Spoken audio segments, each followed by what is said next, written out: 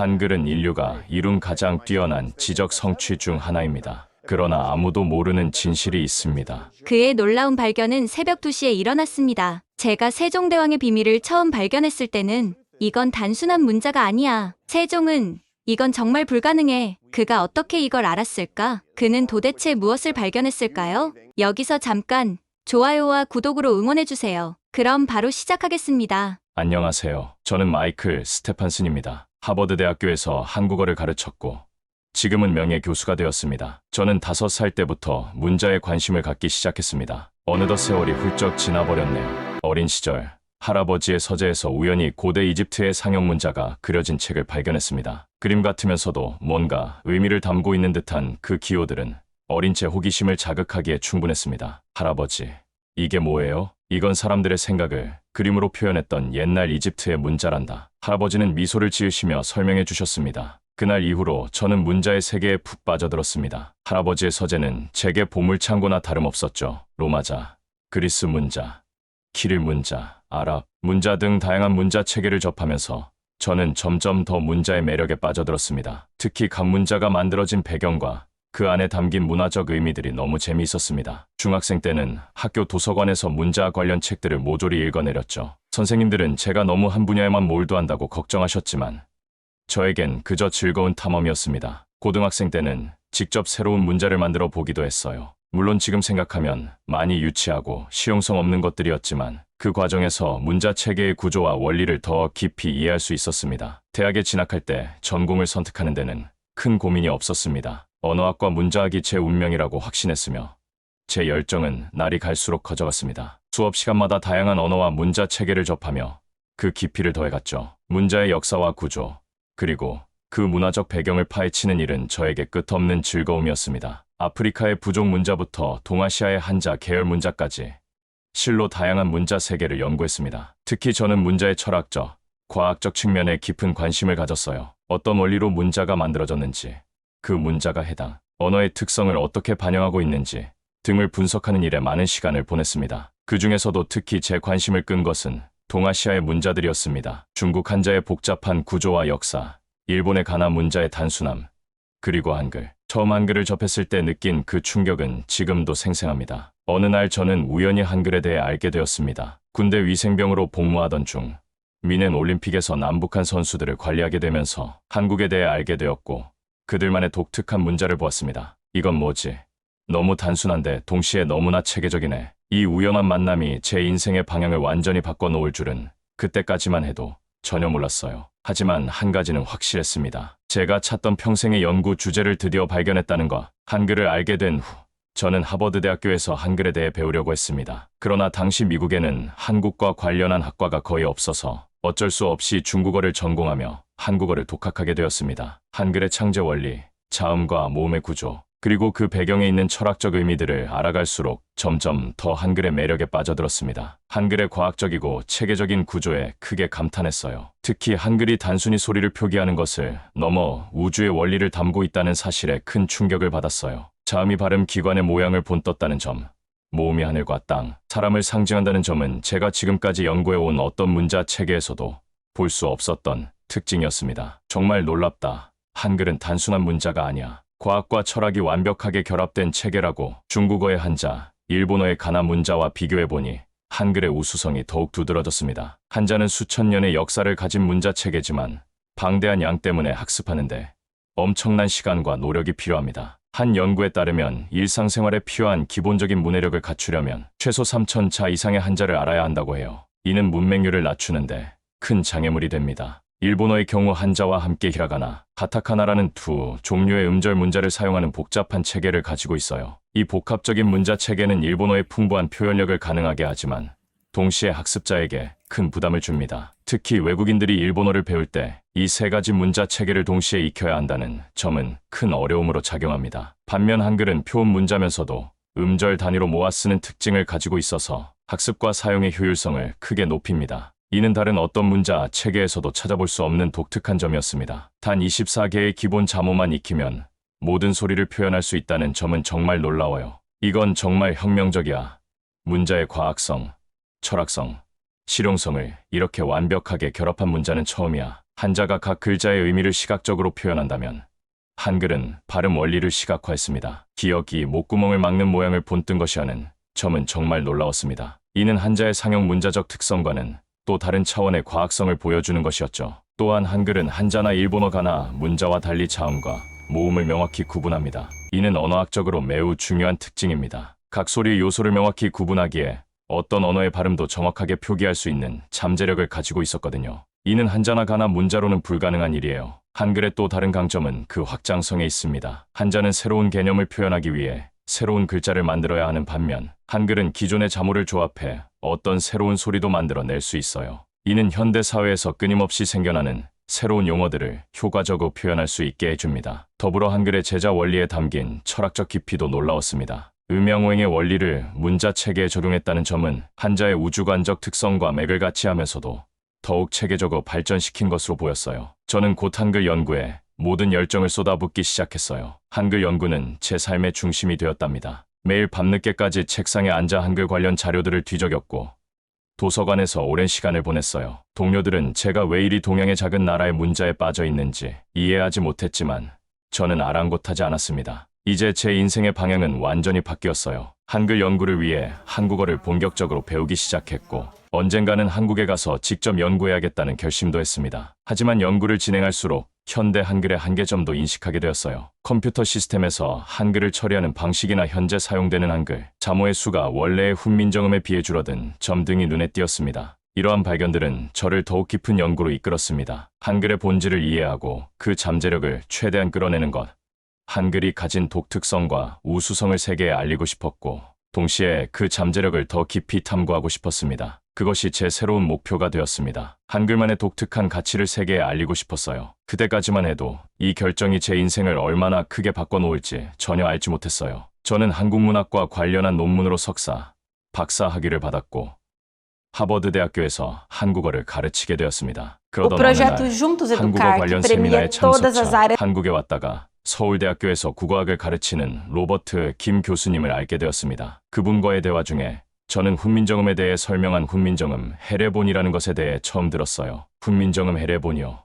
그게 뭔가요? 제가 강한 호기심을 내보이자 김 교수님은 미소를 지으며 대답하셨습니다. 훈민정음 해례본은 세종대왕의 한글을 창제할 당시 그 원리와 사용법을 상세히 설명한 해설서입니다. 일제강점기에 간송 전영필 선생이 입수에 해방될 때까지 철저히 존재를 숨겨 빛을 보게 된 것이죠. 간송 선생은 6.25로 피난 갈 때도 이 해례본부터 챙기셨다 합니다. 그만큼 귀한 책이죠. 그 말을 듣는 순간 제 가슴이 두근거리기 시작했습니다. 이것이야말로 제가 그토록 찾아 헤매던 한글의 근원이 아닐까요? 그 문서를 볼 수 있을까요? 저는 조심스럽게 물었어요. 김 교수님은 고개를 끄덕이셨습니다. 원본을 직접 보기는 어렵지만 1956년에 사진 촬영하여 이 영인본이 제작되었어요. 다만 해례본의 상당 부분이 한문으로 쓰여 있어서 이해하기가 쉽지 않을 거예요. 그 말을 듣고 저는 내심 기뻤습니다. 제가 어쩔 수 없이 중국어를 배운 것이 한글을 위해서라는 생각이 들었거든요. 괜찮습니다. 제가 중국어를 조금 할 줄 알아요. 한번 도전해보고 싶습니다. 그렇게 해서 저는 훈민정음 해례본 연구를 시작하게 되었어요. 처음에는 정말 어려웠습니다. 고전 중국어와 현대 중국어는 꽤 달랐고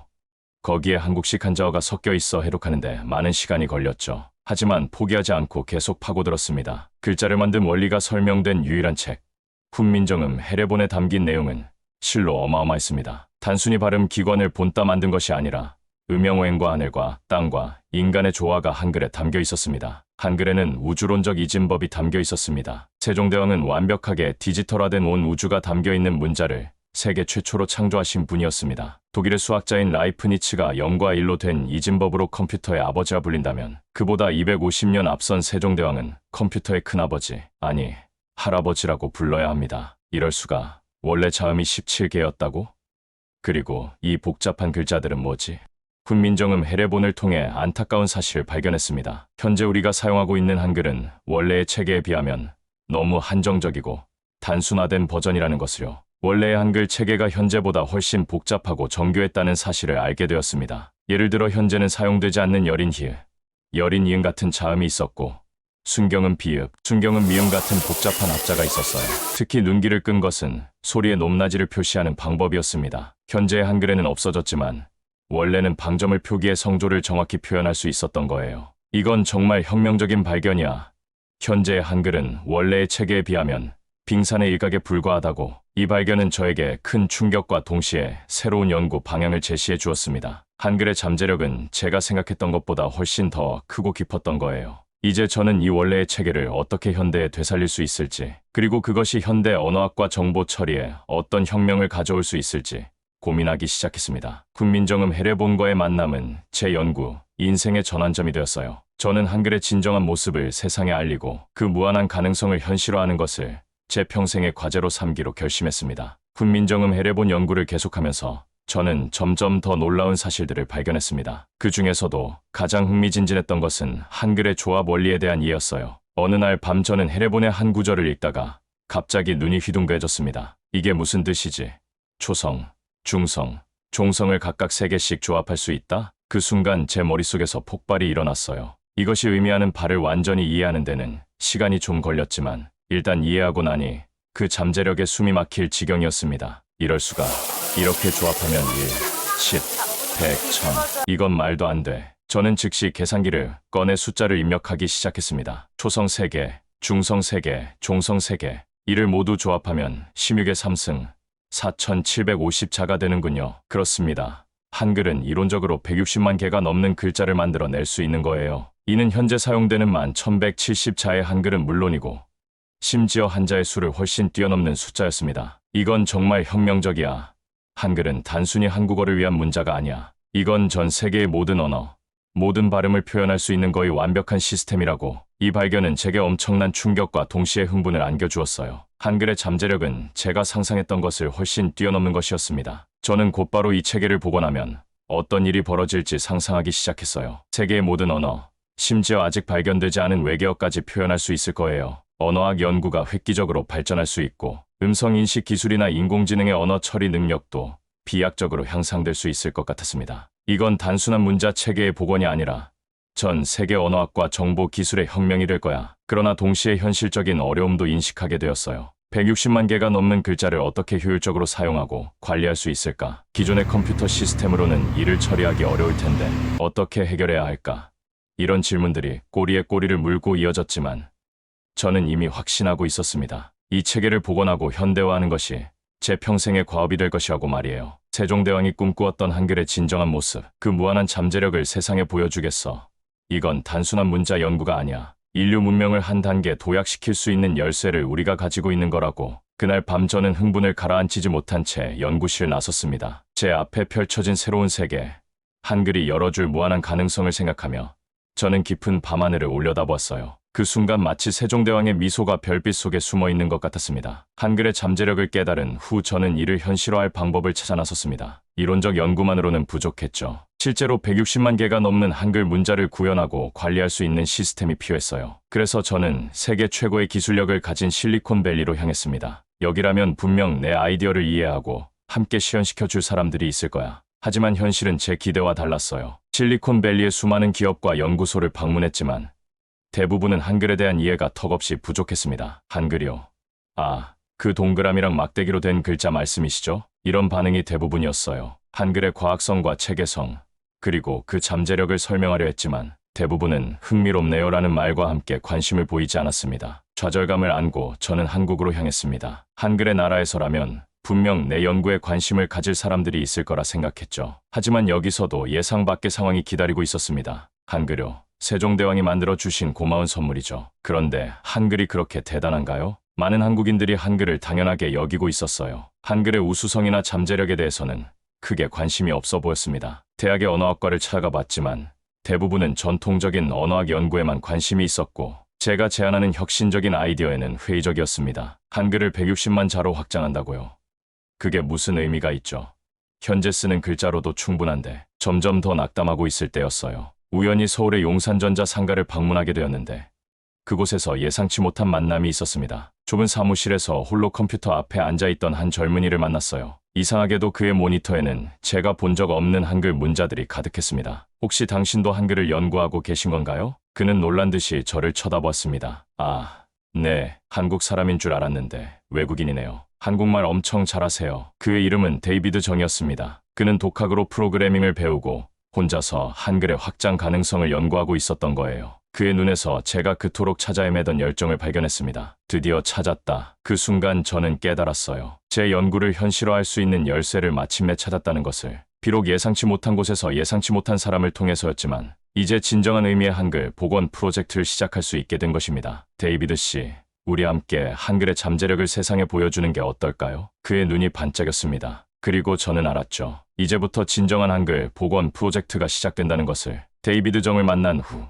우리는 즉시 새로운 한글 시스템 개발에 착수했습니다. 그의 프로그래밍 실력과 제 언어학적 지식이 만나 시너지를 내기 시작했어요. 우리의 목표는 명확했습니다. 160만 개가 넘는 한글 문자를 효율적으로 구현하고 관리할 수 있는 시스템을 만드는 것. 하지만 이는 말처럼 쉬운 일이 아니었죠. 교수님, 이렇게 많은 문자를 어떻게 입력 시스템에 구현해야 할까요? 데이비드의 질문에 저도 쉽게 답할 수 없었습니다. 우리는 밤을 새워가며 아이디어를 나누고 토론했어요. 때로는 의견 충돌로 목소리가 높아지기도 했지만 그럴 때마다 우리는 서로를 존중하며 더 나은 해결책을 찾아갔습니다. 개발 과정에서 우리는 뜻밖의 인연을 만났습니다. 한 젊은 대학생이 우리의 프로젝트에 관심을 보이며 자주 찾아왔어요. 그의 이름은 앤드류 리. 그는 훗날 한글과 컴퓨터를 창업하게 될 인물이었습니다. 선배님들, 정말 흥미로운 프로젝트예요. 제가 뭐라도 도울 일이 있을까요? 앤드류 리의 열정과 재능은 우리 프로젝트에 새로운 활력을 불어넣었습니다. 그의 참여로 우리는 더욱 현실적이고 사용자 친화적인 시스템을 구상할 수 있게 되었죠. 하지만 우리 앞에는 여전히 큰 장벽이 있었습니다. 바로 자금과 인력의 부족이었습니다. 우리의 아이디어는 혁신적이었지만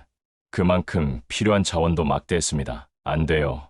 우리 힘만으로는 한계가 있어요. 데이비드의 말에 저도 고개를 끄덕일 수밖에 없었습니다. 우리는 여러 기업과 기관을 찾아다니며 후원을 요청했지만 대부분은 우리의 프로젝트를 이해하지 못하거나 실현 가능성이 낮다며 거절했죠. 그럴 때마다 우리는 서로를 격려하며 힘을 냈습니다. 부족한 자금은 개인 저축으로 메웠고 인력이 부족할 땐 밤을 새워 일했어요. 때로는 체력의 한계를 느끼기도 했지만 한글의 무한한 가능성을 세상에 보여주겠다는 열정이 우리를 지탱해 주었습니다. 우리가 지금 하는 일이 언젠가는 반드시 빛을 볼 거예요. 한글의 진정한 가치를 세상에 알게 될 날이 올 거라고 믿습니다. 제 말에 데이비드와 앤드류가 힘차게 고개를 끄덕였습니다. 우리는 서로의 눈빛만 봐도 이 프로젝트에 대한 확신과 열정을 느낄 수 있었어요. 어려움 속에서도 우리의 연구는 조금씩 진전을 보였습니다. 초성, 중성, 종성의 새로운 조합 원리를 구현하는 알고리즘을 개발했고 이를 효율적으로 관리할 수 있는 데이터베이스 구조도 설계했습니다. 매일 밤 우리의 작은 사무실은 한글의 미래를 만들어가는 열정으로 가득 찼습니다. 비록 외부의 지원은 부족했지만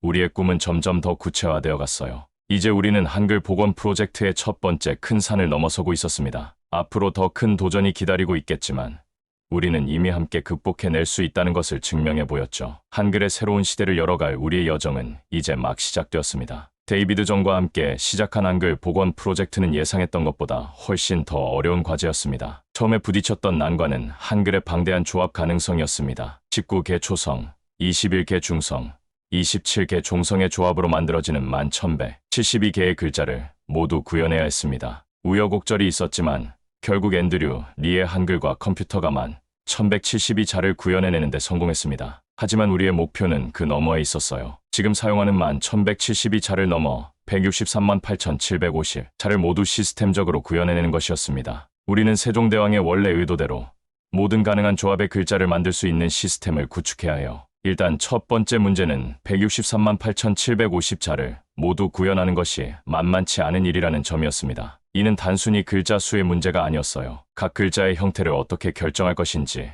그리고 이를 어떻게 효율적으로 저장하고 처리할 것인지가 큰 과제였습니다. 우리가 이 많은 글자를 체계적이고 효율적으로 구현할 수 있을까요? 연구 내내 우리를 따라다니는 질문이었습니다. 세종대왕이라는 천재 한 명이 완성해낸 방대한 체계를 평범한 우리가 따라잡을 수 있을 것인가? 두 번째 문제는 이 방대한 수의 글자들을 컴퓨터 시스템에 효율적으로 구현하는 것이었습니다. 인코딩 문제, 저장 공간 문제, 처리 속도 문제 등 기술적인 난관들이 산적해 있었죠. 163만 8,750자를 모두 저장하고 빠르게 불러올 수 있는 시스템을 어떻게 만들 수 있을까요?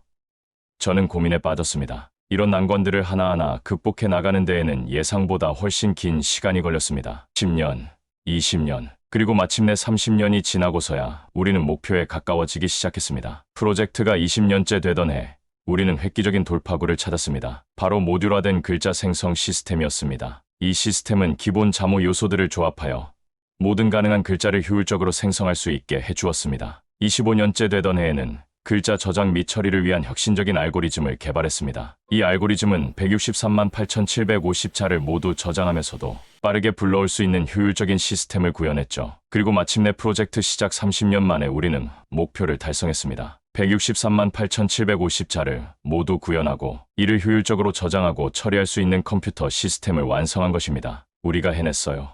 교수님, 데이비드의 눈에 눈물이 고였습니다. 저 역시 감격에 겨워 말을 잇지 못했습니다. 우리는 즉시 이 새로운 한글 시스템을 학계와 기술계에 소개했습니다. 이것은 단순한 문자 시스템이 아닙니다. 한글의 모든 가능성을 열어준 새로운 장을 여는 시스템입니다. 이제 우리는 모든 가능한 한글, 글자를 시스템적으로 만들어낼 수 있게 되었습니다. 학회에서 발표를 마치며 한 말입니다. 30년이라는 긴 시간이 걸렸지만 우리는 마침내 세종대왕의 꿈을 현대 기술로 구현해냈습니다. 이제 한글은 그 어떤 문자 체계보다 풍부한 표현력을 가진 시스템으로 거듭났습니다. 물론 이 모든 글자들의 발음과 의미에 대한 연구는 앞으로도 언어학계가 해결해 나가야 할 과제로 남아있지만 우리는 그 기술적 토대를 마련했다는 데 무한한 자부심을 느꼈습니다. 처음에는 의심의 눈초리를 보내던 사람들도 우리의 시스템이 가진 잠재력을 이해하기 시작했습니다. 비록 우리가 만든 보다 효율적인 한글 입력 시스템이 금방 상용화되지는 못하더라도 이제 우리의 목표는 이 시스템을 실용화하고 한글의 우수성을 세계에 알리는 것이었습니다. 이제 우리가 만든 시스템을 어떻게 실제로 활용할 수 있을까요? 데이비드가 물었습니다. 우선은 이 시스템의 가치를 세상에 알려야 해요. 한글의 우수성과 그 안에 담긴 철학을 세계에 소개하는 것부터 시작해 봅시다. 저는 이렇게 대답했습니다. 저는 전 세계를 돌아다니며 강연과 저술 활동을 시작했습니다. 한글의 과학적 원리, 철학적 깊이, 그리고 우리가 개발한 새로운 시스템의 잠재력에 대해 이야기했죠. 많은 학자들이 한글의 우수성에 깊은 관심을 보였습니다. 실제로 세계의 저명한 언어학자들은 이미 오래전부터 한글의 가치를 인정하고 있었습니다. 1960년 라이샤워와 페어뱅크 동양문화사에서 한글이 소개된 이후 많은 학자들이 한글의 우수성을 언급했죠. 영국의 언어학자 제프리 샘스는 한글은 의심의 여지 없이 인류의 위대한 지적 업적들 중 하나로서 자리를 차지할 것이 틀림없다고 말했습니다. 한국에도 잘 알려진 총균세의 저자 제레드 다이아몬드는 한글을 세계에서 가장 합리적인 문자라고 칭송했습니다. 작가 존매는 그의 책 세상을 바꾼 문자 알파벳에서 한글은 모든 언어가 꿈꾸는 최고의 알파벳이라 평가했습니다. 이러한 세계적인 관심 속에서 문자가 없는 부족들에게 한글을 전파하려는 움직임도 늘어나기 시작했습니다. 한글의 과학적이고 체계적인 구조가 새로운 언어를 표기하는데 매우 적합하다는 점이 알려졌기 때문입니다. 우리의 시스템이 완성되면 전 세계의 모든 소리를 표현할 수 있게 될 거예요. 이는 언어의 장벽을 넘어설 수 있는 미래 커뮤니케이션 도구로서의 한글의 가능성을 보여주는 것이죠. 하지만 우리는 여기서 멈추지 않았습니다. 유네스코 세계문화유산인 훈민정음 헤레본에 대한 심층 연구의 필요성을 강조했습니다. 헤레본에 담긴 세종대왕의 원래의 의도와 철학을 더 깊이 이해함으로써 우리의 시스템을 더욱 완벽하게 만들 수 있을 것이라 믿었기 때문입니다. 훈민정음 헤레본은 한글의 근원이자 정수입니다. 이를 더 깊이 연구함으로써 우리는 한글의 진정한 잠재력을 완전히 이해하고 구현할 수 있을 것입니다. 저는 이렇게 말하며 새로운 연구의 방향을 제시했습니다. 우리의 여정은 아직 끝나지 않았습니다. 163만 8,750자의 시스템의 소리까지 완벽히 매칭시키는 것이 다음 목표입니다. 이것이 실현되면 우리는 진정으로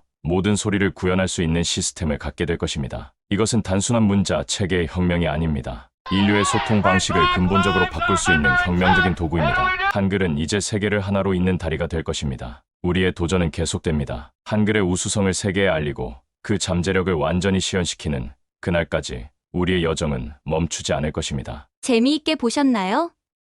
이번 이야기는 한글을 널리 알리기 위해 반백년 한글 연구를 해온 하버드대학교 동아시아학과 명예 교수인 마이클 스테판슨 교수님의 이야기를 각색해 재구성했습니다. 스테판슨 교수는 TV 프로그램 대한외국인이라는 프로그램에 스티브라는 이름으로 출연해 한국인보다 더 한국어를 잘 아는 외국인으로도 잘 알려져 있죠. 스테판슨 교수님은 1972년 미넨 올림픽에서 남북한 선수들을 관리하며 한국에 대해 관심을 갖기 시작했고 파견된 한국 근로자들에게서 한국의 정을 느끼고 운명처럼 한국을 공부하게 되었다고 합니다. 스테판슨 교수는 이인직의 혈의 노로 석사 논문을 썼고 서포 김만중의 구운몽, 대동여지도를 만든 김정호를 주인공으로 한 박범신 작가의 고산자를 번역하기도 했습니다. 스테판슨 교수는 1980년대부터 청계천, 세운상가를 뒤지며 한글 프로그램을 연구했고 한글과 컴퓨터 설립자 앤드류 리 등 초기 한글 개발팀과도 그때 연이 닿았습니다. 치정곤 카이스트 교수는 한국의 컴퓨터가 막 보급되던 시절부터 한글 코드를 만들기 위해 노력한 한글 공학의 선구자라고 평했습니다.